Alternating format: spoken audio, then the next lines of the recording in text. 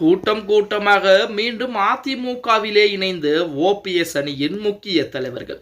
மகிழ்ச்சியில் எடப்பாடி, அதிர்ச்சியில் ஓபிஎஸ் தரப்பில். நண்பர்களே, அதிமுக தொண்டர்களாக இருந்தீங்க அப்படின்னா மறக்காம நம்ம சேனலை சப்ஸ்கிரைப் பண்ணிட்டு இந்த வீடியோக்கு ஒரு லைக் பண்ணிருங்க. இந்திய அண்ணா திராவிட முன்னேற்ற கழகத்திலே ஒரு காலத்திலே முக்கியமான தலைவர்களாகவும் தொண்டர்களாகவும் இருந்தவர்கள் தற்சமயம் ஓபிஎஸ் அணியிலிருந்து மீண்டும் தாய் கழகமான அதிமுகவிலே இணைந்து கொண்டுதான் இருக்கிறார்கள். ஓபிஎஸ்ஐ நம்பி போனதற்கு அவர் துரோகம் செய்து விட்டார். எங்களுடைய உடம்பிலே ஓடுவது அதிமுகவுடைய ரத்தம். அந்த ரத்தத்தையும் ஏமாற்றி அவர் திமுகவிலே ஐக்கியமாயிருப்பது எங்களுக்கு பிடிக்கவில்லை. இதுவரைக்கும் ஜெயலலிதா அம்மையாரையும் எம்ஜிஆரையும் தான் தெய்வமாக எங்களது கைகள் வணங்கி கொண்டிருந்தது. ஆனால் இனிமேல் கருணாநிதியும் ஸ்டாலின் வணங்க சொன்னால் எப்படி எங்களால் ஏற்றுக்கொள்ள முடியும்? எங்களுடைய தாய் கழகமான அதிமுகவிற்கே நாங்கள் திரும்பி செல்கிறோம் என சொல்லி ஓபிஎஸ் உடைய ஆதரவாளர்கள் நிறைய பேர் பார்த்தீங்க அப்படின்னா அதிமுகவிலே தாய் கழகத்திலே இணைஞ்சிக்கிட்டு இருக்காங்க. இப்படிப்பட்ட ஒரு சூழலில் நேற்று தினம் ஓபிஎஸ் கூட ஒரு பரபரப்பான ஒரு பேட்டியை கொடுத்திருந்தார். அதாவது 1,00,000க்கும் மேற்பட்ட அதிமுகவினர் திமுகவிலே இணைய இருக்கிறார்கள். அதுவும் என்னுடைய ஏற்பாட்டிலே இணைய இருக்கிறார்கள். தமிழக மக்கள் திமுகவில் இணைந்ததை சரி என்று ஏற்றுக்கொண்டு விட்டார்கள் அப்படிங்கிற மாதிரி ஏத்துக்கிட்டாங்க அப்படிங்கிற மாதிரி ஓபிஎஸ் பேட்டியை கொடுத்திருந்தார்.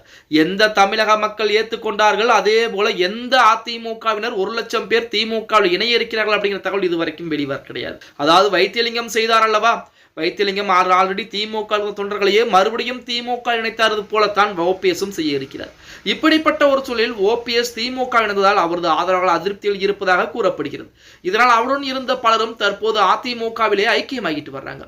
அந்த வகையில் அதிமுகவின் முன்னாள் மாவட்ட செயலராக இருந்த முல்லை தயாளன் மீண்டும் அதிமுகவிலே இணைந்திருக்கிறார்.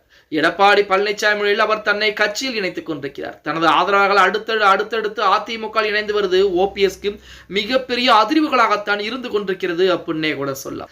அதாவது அதிமுகவிலே முன்னாள் மாவட்ட செயலராக இருந்த முல்லை தயாளன் அவர்கள் மீண்டும் அதிமுகவிலே இணைந்திருக்கிறார்.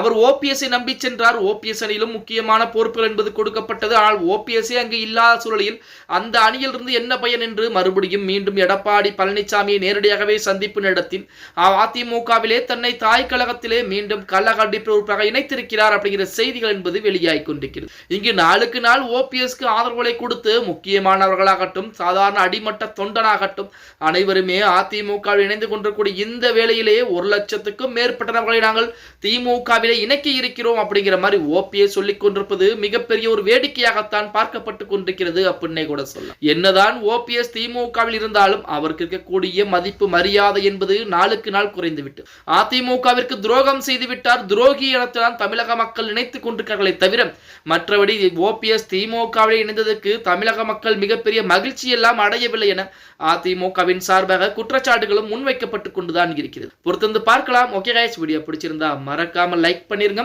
அப்படி நம்ம போடக்கூடிய வீடியோ பத்தின கருத்துக்களை கீழே மறக்காம கமெண்ட் பாக்ஸ்ல பதிவு நண்பா.